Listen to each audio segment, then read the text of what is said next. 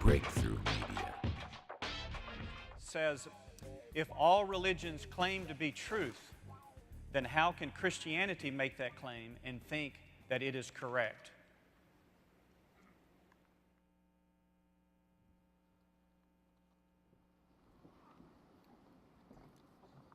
Appreciate that question, and it's a question that has the assumption that is very correct.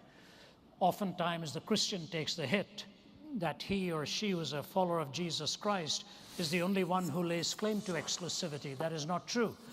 Gautama Buddha was born a Hindu, and he renounced two of the fundamental doctrines of Hinduism, the authority of the Vedas and the caste system. He could not accept those two, went on his own journey in search of enlightenment, and came, of course, with the Four Noble Truths and the Eightfold Path and the ultimate extinguishing of desire in his nirvanic pursuit. So he turned his belief away from the religion of his birth in order to find a different answer.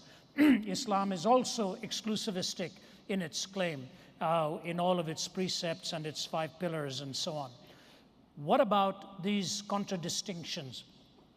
The first thing we need to know is there are distinctions, there are fundamental differences. At best, there are superficial similarities. I often hear the question posed wrongly.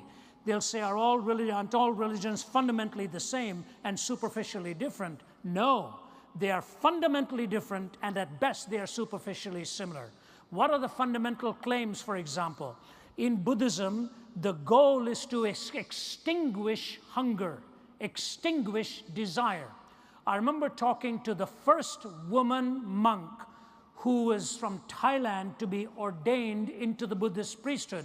But Thai Buddhists do not ordain women, so she went to Sri Lanka to be ordained, and she has a PhD in philosophy from McMaster University in Hamilton, Ontario, and Waterloo, I guess, Ontario, McMaster University there.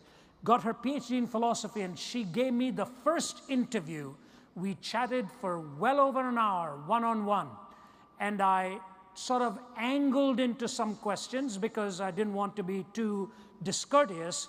And one of the things I said to her is, I hear you're married. And she said, yes. I said, you have children? She said, yes.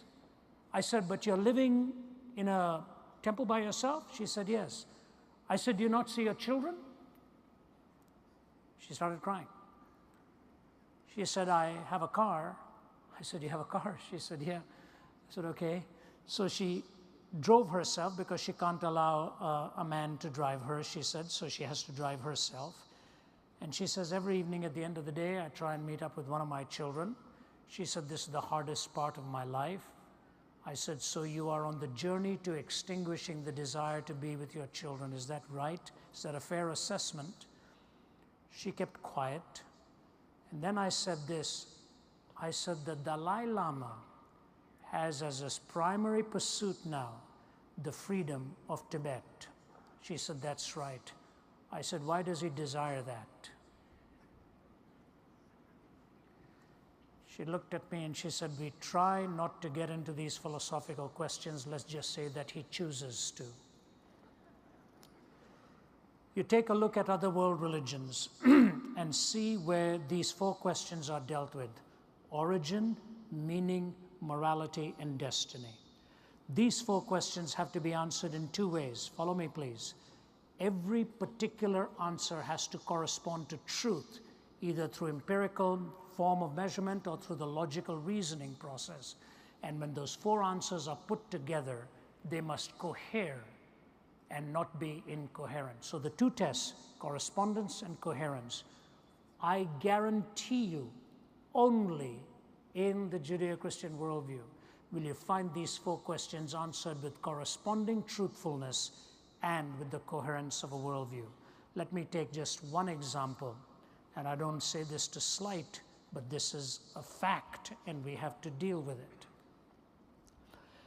I've been invited in many, many Islamic countries, and I have open forums there, and going to go to one of the toughest Islamic countries within the next few weeks. They've hosted me in many parts there, and we've had dialogues. I want to give to you 2 things. In the Quran, it is the only historically claimed document that denies that Jesus Christ was actually crucified or died on the cross. Denies that. The Greek historians say he died on the cross. Roman historians say that. Pagan historians say that. Jewish historians say that. And Christian historians say that. The the Quran is the only one that says it appeared to him that he died, but he didn't actually die on the cross. So historically, it is making an affirmation that is really historically untrue.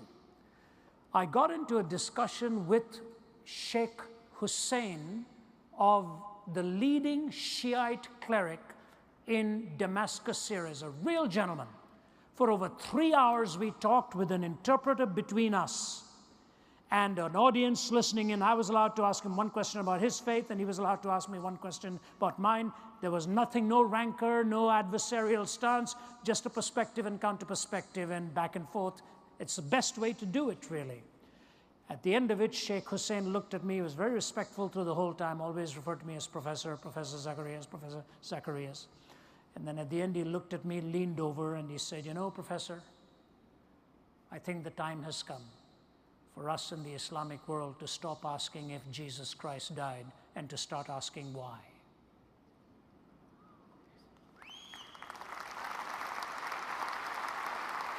I said to him, "May I quote you on that, sir?" He said, "Yes, you may. I'm hopefully going to go there before long, and I hope we can meet up again." Origin, meaning, morality, and destiny. The Judeo-Christian worldview is not the only one that claims exclusivity, but it's the only one that takes those 4 questions with corresponding answers that are truthful and coherent answers that stand the test of time. And the ultimate answer of the resurrection from the dead that gives you hope and meaning. I see we have one more question left, and that's the sign here. I'll be happy to take that. I just want to add something to that very, very quickly, because the question comes also in this fashion. Have you studied all the religions in the world in order for you to know that your religion is right? Could it not be possible that you have missed something? Now, that sounds like a very daunting question, but it's really not that difficult to deal with, because all the worldviews in existence, all the worldviews that exist can actually be grouped at the very basic level. You could spend an eternity maybe studying just one of these religions. But all the worldviews in existence can be grouped under only 3 categories, all the worldviews. The first category is the view that only the universe exists.